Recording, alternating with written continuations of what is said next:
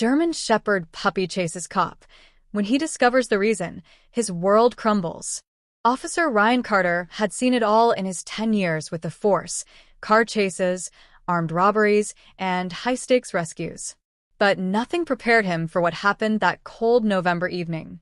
As he stepped out of his patrol car near an abandoned warehouse, a tiny German Shepherd puppy came bounding toward him, barking frantically. At first, Ryan assumed it was just a lost dog. But something about the way the puppy persistently tugged at his pant leg, whimpering and darting away, then circling back, sent a chill through him. It was as if the dog was trying to lead him somewhere. Curious and slightly amused, Ryan followed. The puppy led him toward the warehouse's rusted metal door. The officer hesitated. This place had been abandoned for years.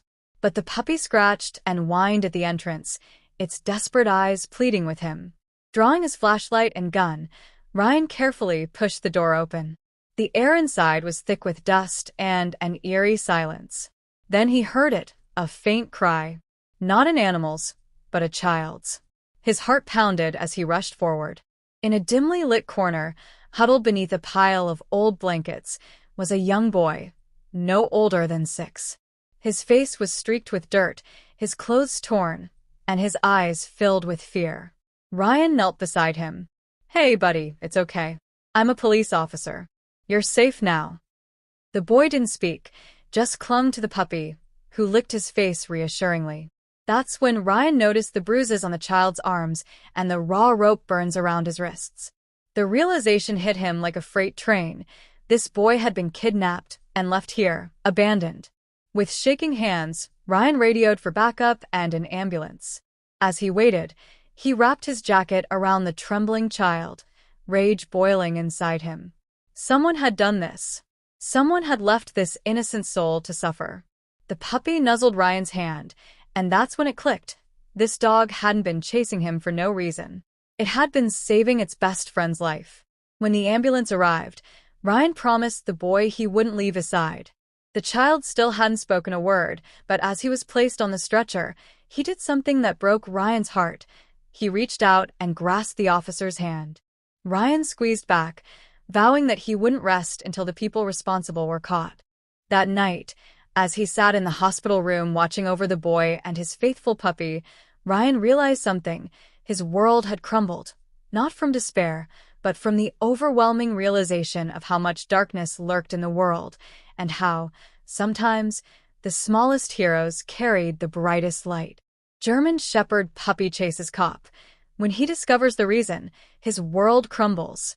Officer Ryan Carter had spent a decade on the force, patrolling the same city streets, dealing with the same criminals, responding to the same distress calls. He thought he had seen everything, from high-speed chases to violent altercations, from heartbreaking domestic disputes to miraculous rescues. But nothing had prepared him for what happened that night, when a tiny, frantic German Shepherd puppy changed his life forever. It had been an unusually quiet shift. The air was cold, the city bathed in the dim orange glow of streetlights, and Ryan was driving through the industrial district when he first saw it, a small, shadowy figure darting in and out of the road ahead. He slowed down, squinting through the windshield. A dog? Out here? The area was mostly abandoned, a wasteland of empty warehouses, old factories, and forgotten buildings. There were no homes nearby, no reason for a puppy to be wandering alone. As he stopped the car and stepped out, the puppy spotted him and let out a sharp, desperate bark. Then it ran toward him, tail wagging but body trembling, its tiny frame barely more than skin and bones. Ryan knelt down, extending a cautious hand, but before he could touch it, the pup grabbed the fabric of his pants in its small teeth and tugged hard. "Whoa, buddy," Ryan murmured. "What's wrong?" The puppy whined and tugged again, then let go and ran ahead, stopping to look back at him. It was leading him somewhere.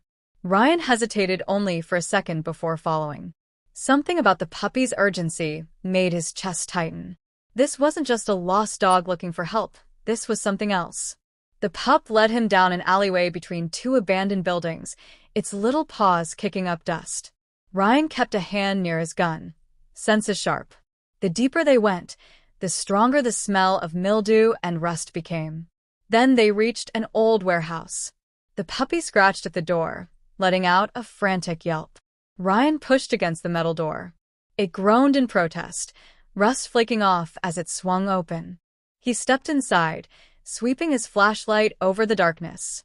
The beam caught broken wooden pallets, rusted machinery, and a movement in the corner. His heart pounded as he stepped closer. Then he saw him. A little boy, no older than 6, curled up beneath a tattered blanket. His face was streaked with dirt, his cheeks sunken, his arms wrapped around his knees. His clothes were torn, his tiny frame trembling. And the moment he saw Ryan, his eyes went wide with pure, unfiltered fear. Ryan's breath caught in his throat.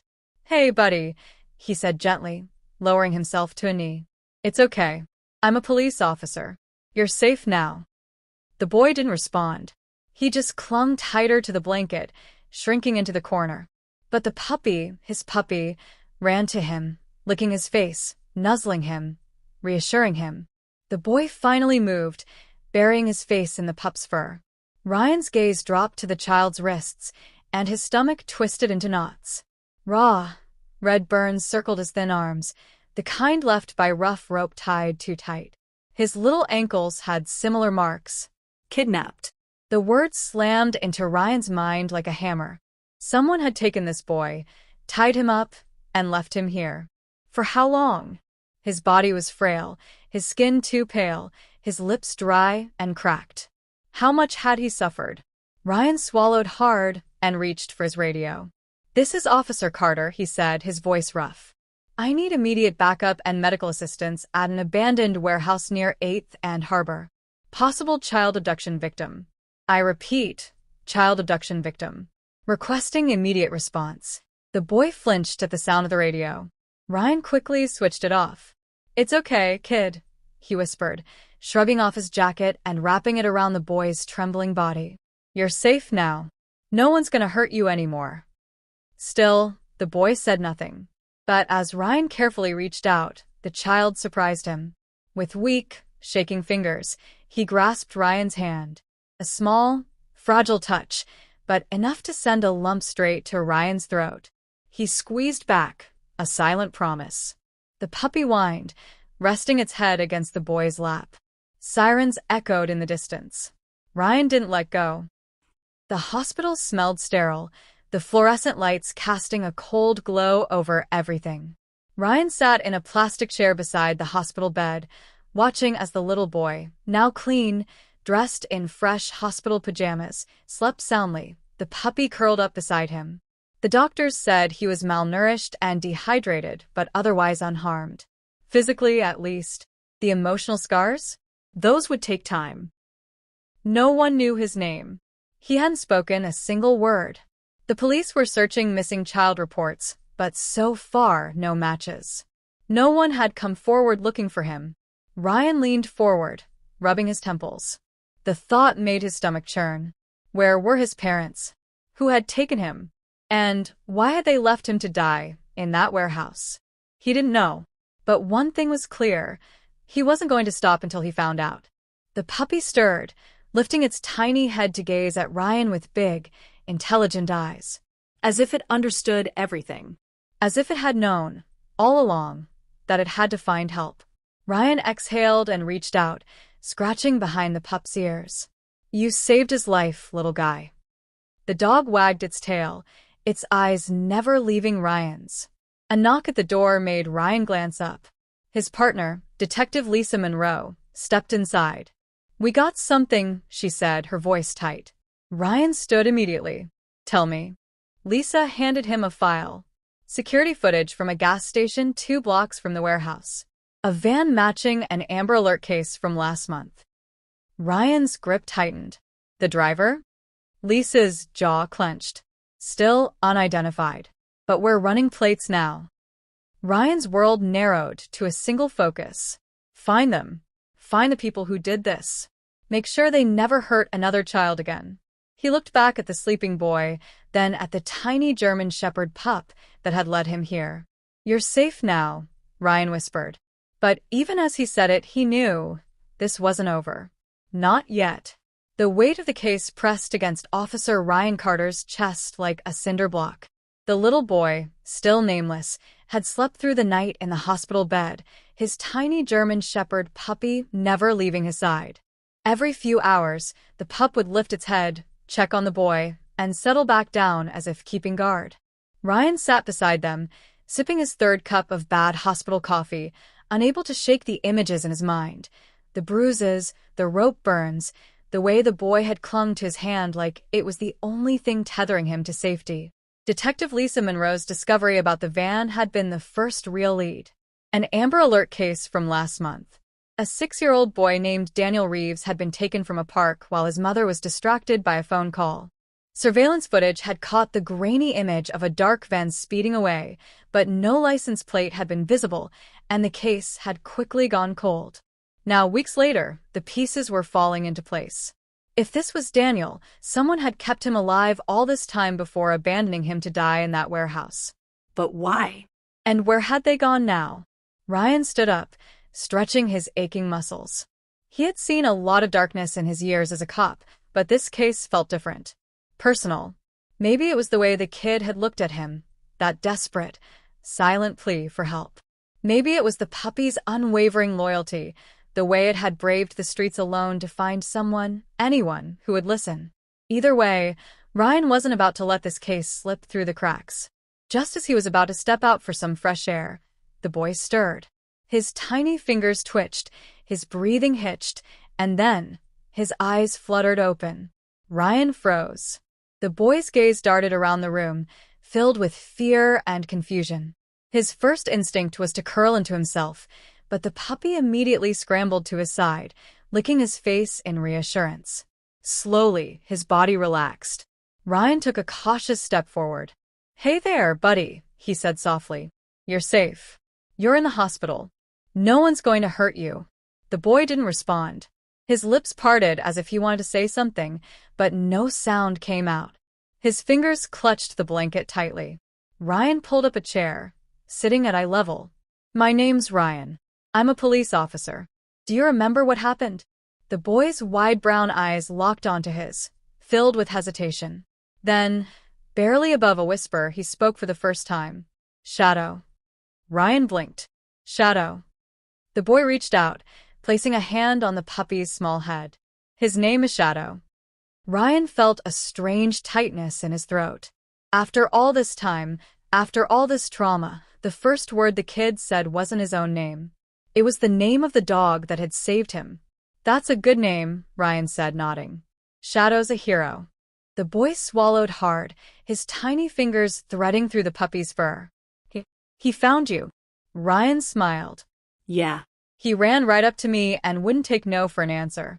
He made sure I followed him to you." Something flickered across the boy's face, something fragile, like hope struggling to take root. But just as quickly, fear clouded his expression again.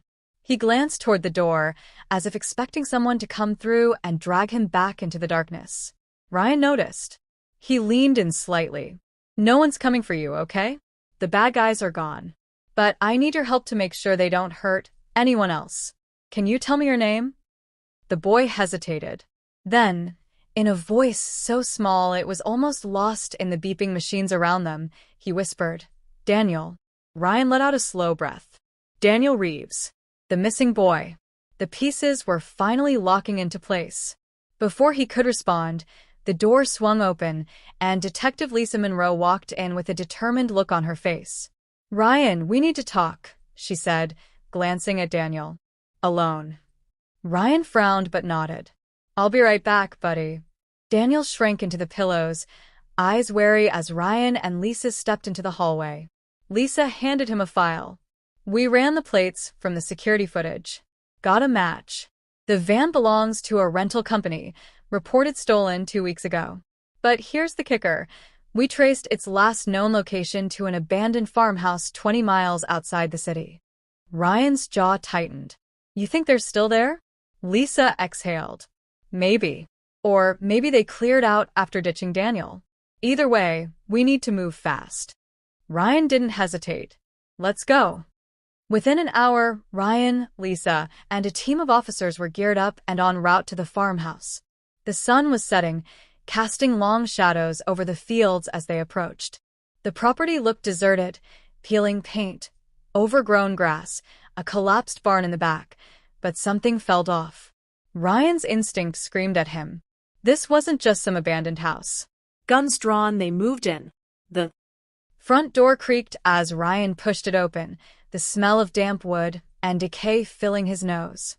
They fanned out, clearing rooms one by one. Then Lisa's voice rang out.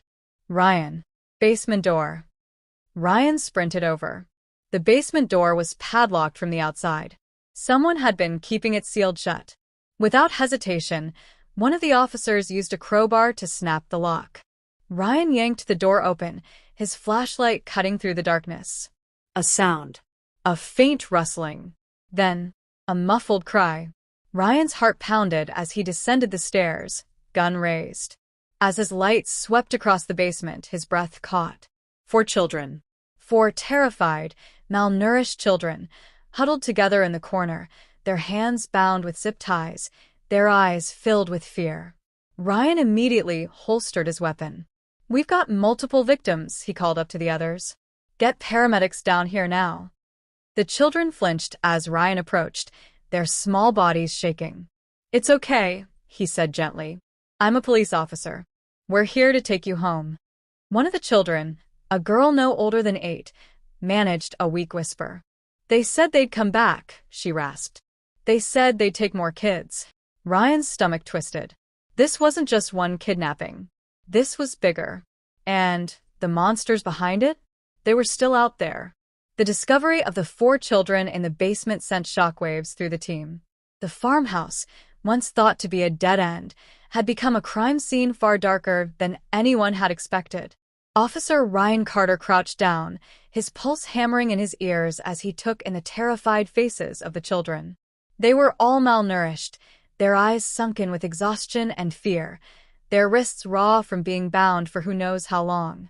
The little girl who had spoken clung to one of the younger boys, shielding him instinctively. Ryan kept his voice calm, steady. "You're safe now. We're here to take you home."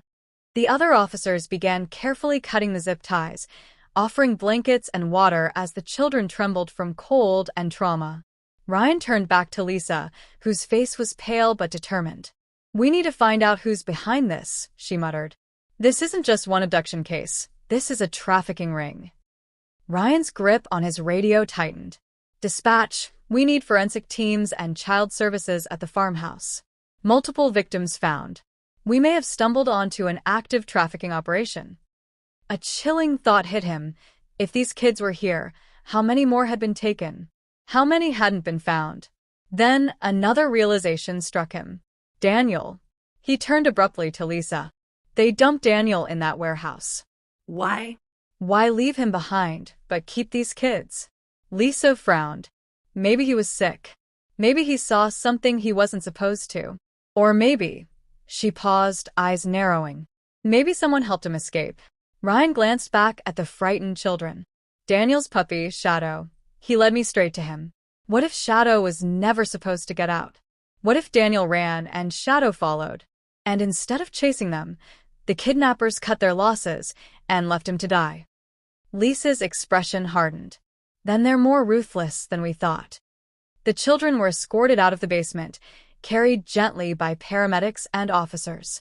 The moment they were outside, bathed in the glow of police lights, the youngest boy burst into tears, sobbing into the shoulder of the officer carrying him. Ryan turned back to the house. There were still too many unanswered questions. He stepped further inside, his flashlight sweeping over the dark, decayed interior. A half-eaten meal sat on a table, mold growing on its edges. Empty water bottles littered the floor. Someone had been here recently. And then footsteps. Ryan's breath hitched. A single, soft creak from upstairs. Someone was still here. His instincts kicked in instantly. Gun raised, he motioned for Lisa to follow. The two of them moved swiftly and silently up the staircase, their weapons trained ahead. The second floor was dark, the hallway lined with rooms, most of them empty, until Ryan reached the last door on the right. It was slightly ajar. Another creak. Ryan didn't hesitate. He kicked the door open and stepped inside. A man lunged at him. Ryan barely had time to react before he was tackled to the ground, his weapon knocked from his grip. Pain exploded through his ribs as he hit the floor hard, the weight of his attacker pinning him down. The man was strong, wiry, and fast, his face partially obscured by a hood. Ryan fought back, twisting his body to gain leverage. He threw an elbow into the man's ribs, forcing him to grunt in pain. But the attacker recovered quickly, scrambling toward the window, trying to escape. "Freeze!" Lisa shouted, gun aimed. But the man didn't stop. He threw himself at the window, shattering the glass, and disappeared into the night. Ryan was on his feet in seconds, rushing forward just in time to see the figure vanish into the treeline beyond the farmhouse. Damn it. He slammed his fist against the windowsill. He was here the whole time. Lisa holstered her weapon. "We'll track him down. But now we know, this was never just one person." Ryan exhaled sharply, shaking off the adrenaline. No. This is bigger. And whoever these people are, they're not done. Back at the hospital, Daniel Reeves sat in the hospital bed, shadow curled up beside him. The boy hadn't spoken much since that morning, only nodding or shaking his head when asked questions. The doctors said he was physically stable, but the psychological trauma would take time to heal. Ryan sat beside him, watching as Daniel absent-mindedly stroked Shadow's fur. He knew he couldn't push the kid too hard, but they needed answers. Ryan leaned forward slightly. "Daniel, do you remember the people who took you?" The boy flinched, but nodded. Ryan softened his tone. "Can you tell me how you got away?" Daniel hesitated, his tiny fingers gripping the blanket tightly. Then, in a voice barely above a whisper, he said, "A lady helped me." Ryan's brow furrowed. "A lady? Someone who worked with them?" Daniel shook his head. "She wasn't like them. She said I had to run. She told me to take Shadow and run."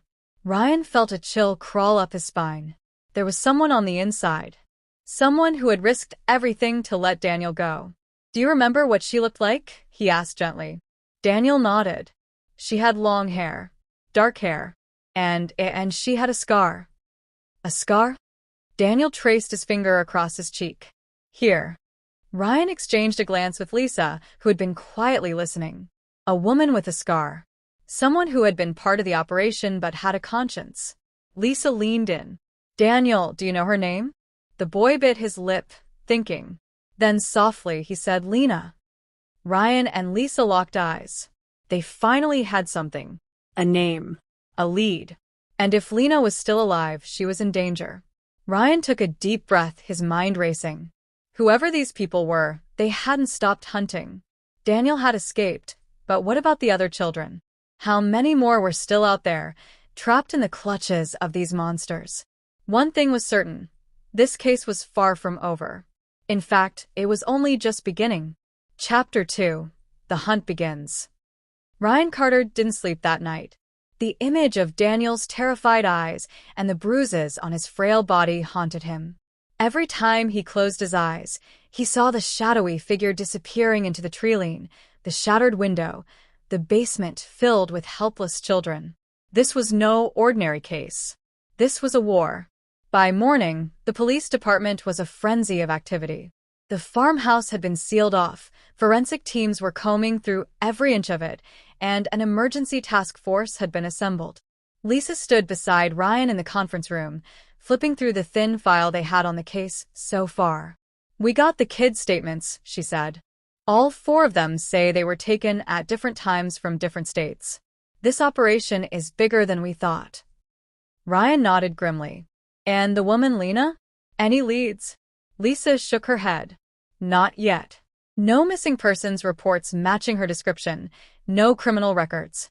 But if she was working with them and helped Daniel escape, they'll be hunting her, too." Ryan clenched his jaw. If Lena was still out there, she might be the key to taking this entire operation down. But she was in grave danger. The people behind this wouldn't let her betrayal go unpunished. Just then, a uniformed officer knocked on the door. "Detective Monroe, Officer Carter, we got something." Ryan and Lisa followed him down the hall to the tech department, where a surveillance expert was pulling up footage on the big screen. We reviewed security cameras near the farmhouse, the tech said. We caught the suspect fleeing after jumping out the window. The grainy footage showed the figure sprinting through the woods, but as the video played, another detail became clear. A black SUV was waiting near the road. The suspect ran straight for it, yanked the door open, and disappeared inside. Lisa frowned. License plate. The tech zoomed in, enhancing the frame. It's partially covered in mud, but we got a partial. Looks like a rental. Ryan exhaled. We need to trace that vehicle. If we find that SUV, we find them. Lisa was already dialing numbers. Within minutes, they had the rental company on the line. The SUV had been rented under a fake ID, but the address on file was in a neighboring state. They're moving, Lisa said. They know we're onto them. Ryan grabbed his jacket. Then we move faster. Chapter 3. The Safe House. By nightfall, Ryan and Lisa were on the road, racing toward the address linked to the rental. Backup was trailing behind them in unmarked vehicles. They couldn't afford to spook their targets.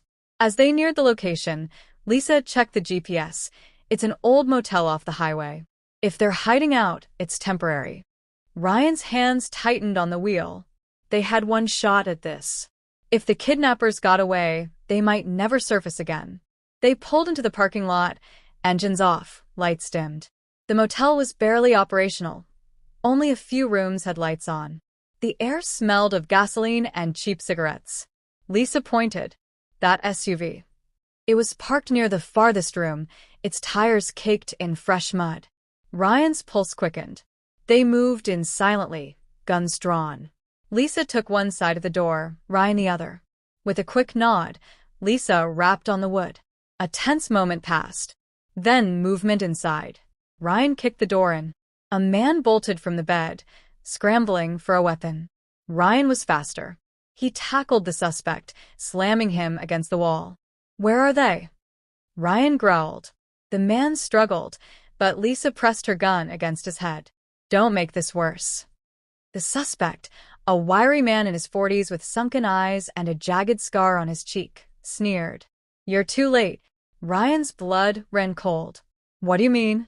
The man grinned, teeth yellowed. The shipment's already on the move. Lisa shoved him into the chair. What shipment? The man chuckled darkly. You think this is about one kid? There's a whole system, officer. And you're only scratching the surface. Ryan's fingers curled into a fist. He wanted to break this guy's jaw, but right now, information was more valuable than revenge. Where is Lena? He demanded. The suspect's smile faltered. Lisa noticed. You know something. A long silence stretched between them. Then, finally, the man muttered. She ran. After the kid got away, she knew she was marked. They're looking for her. Ryan's stomach tightened. If the kidnappers were hunting Lena, they might already be closing in on her. Lisa pressed forward. Where would she go? The man hesitated, then sighed. There's a safe house. She'd try to make it there. Ryan's heart pounded. They had a chance, but only if they got to her first. Chapter 4. The Chase. The safe house was deep in the countryside, hidden among winding back roads and dense forests. Ryan and Lisa drove in silence, both tense with anticipation. If Lena was there, she could be their biggest lead. But if the kidnappers found her first, Lisa checked her phone. SWAT is 10 minutes out. Ryan pushed the accelerator harder. They didn't have 10 minutes. As they approached the coordinates, the headlights caught movement up ahead. A lone figure, running, Lena. Ryan barely had time to react before a second car appeared behind her, speeding toward her. Damn it, Lisa shouted. They found her. Ryan didn't hesitate. He veered the car straight into the path of the approaching vehicle. Tires screeched as the kidnapper's car swerved, narrowly missing Lena. She stumbled, falling to her knees. Lisa jumped out, gun raised. Lena, get in the car. Lena, breathless and terrified, hesitated only for a second before scrambling to her feet and diving into the back seat. Ryan slammed the gas just as the kidnapper's vehicle recovered. They were being chased. Bullets shattered the rear window. Lisa ducked. They're trying to take us out. Ryan gritted his teeth. Not today. He swerved violently, sending the kidnappers skidding off the road. Their car crashed into a tree with a sickening crunch. Ryan didn't stop. He drove until they reached the next town, only then pulling into a police station parking lot. Lena was shaking. Ryan turned to face her. You saved Daniel. You tried to stop them. Now we need your help to finish this. Lena lifted her head, her dark eyes filled with pain. You don't understand, she whispered. Lisa frowned. Understand what? Lena took a deep breath. Daniel wasn't the only one they were going to kill. There's another child. They're moving him tonight. Ryan's heart nearly stopped. Where?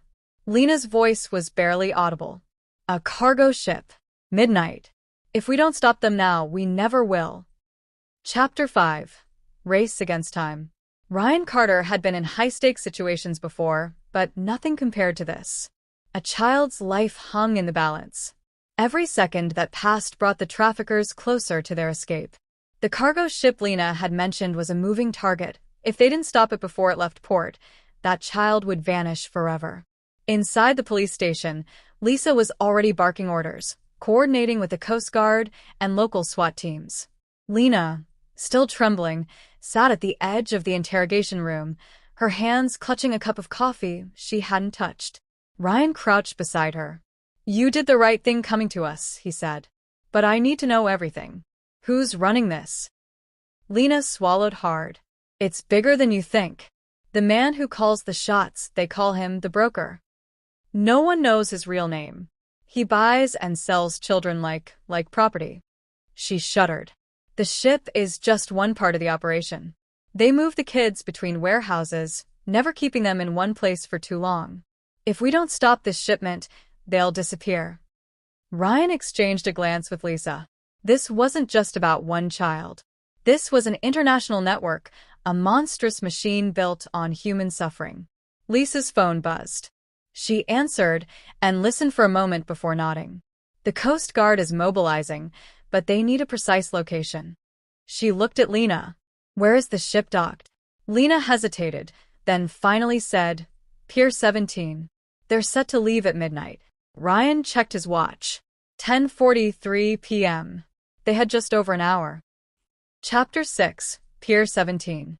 The docks were a maze of towering cargo containers, stretching for miles under the cover of darkness. The smell of salt water mixed with diesel fuel as Ryan, Lisa, and a small SWAT team moved into position. In the distance, they could see the ship, a massive freighter, its deck lined with containers. Workers moved in and out, loading the last of the cargo. Lena pointed. That one. The red container near the middle. Ryan lifted his binoculars. A group of armed men stood near the entrance of the container. One of them was checking his watch. They're getting ready to leave, Lisa whispered. Ryan turned to the team. We move in quiet. No shots unless necessary. Our priority is getting that kid out alive. The team split up, flanking the docks from multiple angles. Ryan and Lisa moved along the shadows, keeping low behind the stacks of cargo crates. Then voices. Ryan peered around a corner. A man in a black trench coat was speaking to one of the guards. He handed over a clipboard, then gestured toward the ship. Lisa whispered, That has to be him. Ryan nodded. The broker. They had their man. But first, they had to get the kid. Lena stayed back as Ryan and Lisa crept closer. The moment the guards turned their backs, they rushed forward. Ryan took out the first guard with a swift strike to the head. Lisa grabbed the second, knocking him unconscious before he could shout. They reached the red container. Ryan yanked the latch open. Inside, in the dim light, sat a boy no older than 5, curled up in the corner. His wrists were bound, his face streaked with tears. Ryan crouched. Hey, buddy. You're safe now. The boy blinked up at him, eyes wide with disbelief. Then suddenly, a sound rang out. A gunshot. Lisa shoved Ryan aside as a bullet ricocheted off the metal wall. The traffickers had noticed. All units move in. Ryan shouted into his radio. The docks erupted into chaos. Chapter 7. Showdown on the ship. Gunfire echoed across the port as SWAT agents stormed the area. The traffickers fought back, but they were outmatched. Ryan carried the boy in his arms, weaving through the firefight, while Lisa covered him. But the broker was on the move. Ryan spotted him climbing up the ship's ramp, disappearing inside. "He's running!" Lisa shouted. Ryan handed the boy to Lena. "Get him out of here." Then, without hesitation, he sprinted toward the ship. The freighter's horn blared. It was beginning to pull away from the dock. Ryan barely made it onto the ramp, gripping the railing as the ship lurched forward. Inside the ship's control room, the broker was giving orders. "Get us out of here, now." Ryan burst through the door, gun drawn. "It's over." The broker turned slowly, a smirk on his face. "Officer Carter, you have no idea who you're dealing with." Ryan stepped closer. "Oh, I know exactly who you are. You're the guy who sells children. And I'm the guy who's going to put you away." The broker chuckled. "You think this stops with me? You think you've won? There will always be more." Ryan didn't flinch. "Not if I have anything to say about it." The broker lunged. Ryan sidestepped, grabbing the man's arm and twisting it behind his back. The ship rocked as they struggled, the sound of sirens closing in.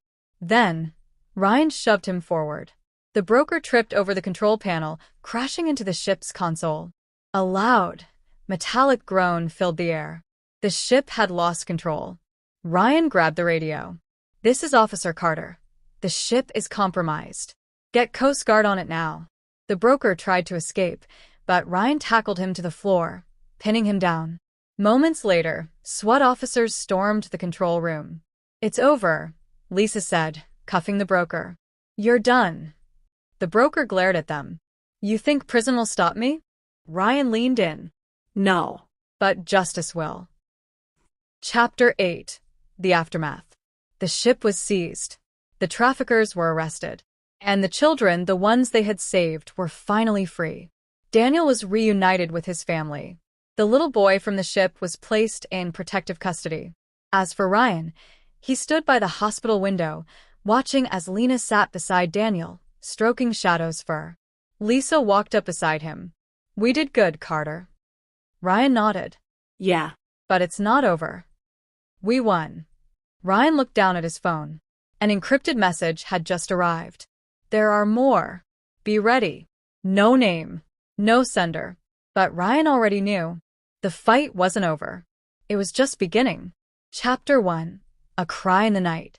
The city was quiet, the kind of eerie silence that only came past midnight. Officer Ryan Carter was finishing his last patrol of the night when he spotted something strange. A German Shepherd puppy was running down the road, weaving between the dim glow of streetlights. Ryan slowed his car, watching as the little dog chased after him, barking furiously. His first instinct was that it was lost. But then he saw something that made his stomach tighten. The dog wasn't just running aimlessly. It was desperate, almost panicked, as if trying to lead him somewhere. He pulled over and stepped out. The moment his boots hit the pavement, the dog yelped and took off into the darkness. Ryan hesitated only a second before following. The chase led him into an alley, the air thick with the scent of damp asphalt and garbage. The dog ran to a pile of old crates, pawing at something beneath them. That's when he heard it. A faint, terrified whimper. Ryan dropped to one knee and pushed the crates aside. His breath caught in his throat. A boy. No older than 6 or 7, curled into himself, bruises littering his small body. His wide, terrified eyes locked onto Ryan's badge. "It's okay," Ryan said gently. "You're safe now." The boy flinched. He didn't speak. He just clung to the dog as if it was the only thing in the world keeping him grounded. Ryan grabbed his radio. "Dispatch, I need backup." Now. That was when he noticed the blood on the boy's hands. And then, a shadow moved at the end of the alley. Someone was watching. Chapter 2. The Unseen Enemy. The boy's name was Daniel. It took hours of patience at the hospital before he spoke, and when he did, his words sent chills down Ryan's spine. "They took us," Daniel whispered. "There were more kids." Ryan leaned in. Where? Who took you? Daniel shook his head violently. They'll find me. They said they always find us. Ryan exchanged a look with Lisa Monroe, his partner. She exhaled. We need to move fast. By morning, they had traced Daniel's escape route.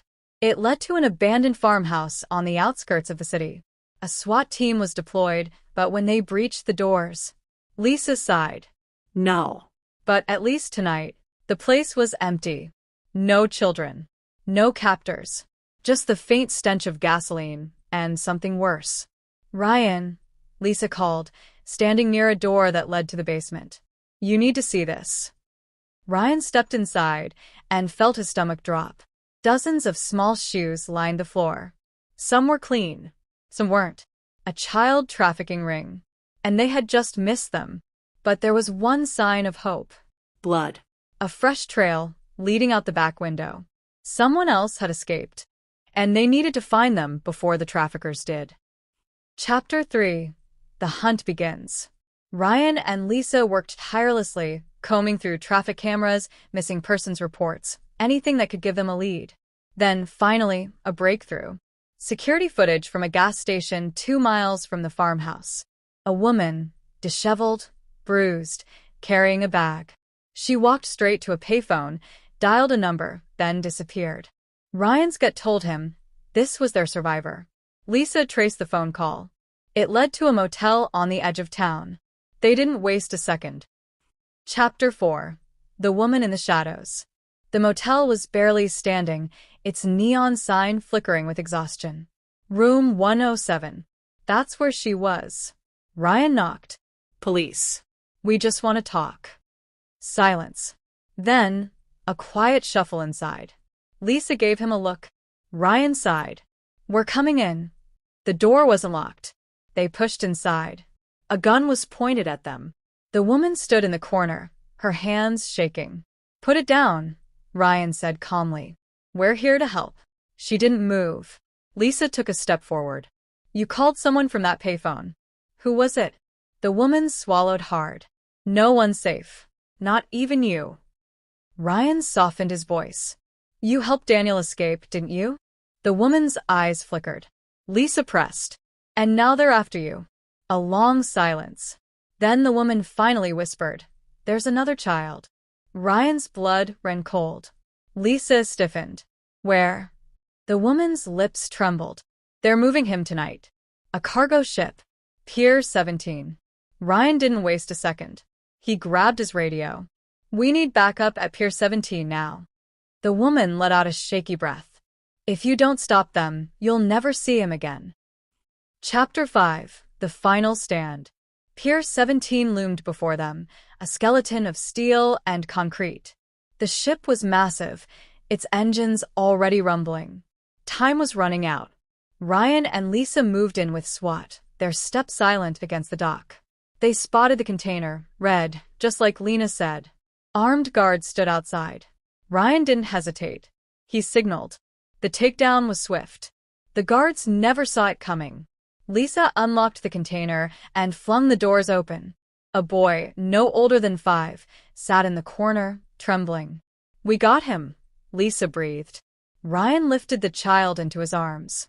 You're safe now, buddy. But then, a shot rang out. The broker. Lisa ducked as a bullet slammed into the metal container. Go, Ryan. Get the kid out of here. Ryan didn't look back. He ran. Behind him, SWAT engaged in a firefight. The traffickers fought like animals, knowing their empire was collapsing. Ryan reached the docks just as Coast Guard boats surrounded the ship. Helicopters roared overhead. There was nowhere left to run. The broker tried. He slipped through the chaos, attempting to vanish into the night. But Ryan was faster. He tackled him to the ground, pinning him hard. It's over. The broker sneered. You think this ends here? Ryan leaned in. For you? Yeah. The handcuffs clicked. And just like that, it was over. Epilogue. Justice never sleeps. Days later, the dust settled. The children were safe. The operation was dismantled. But Ryan knew this wasn't the end. There would always be more. And as long as there were shadows, he would be there. hunting them, one by one, until justice was served. The end.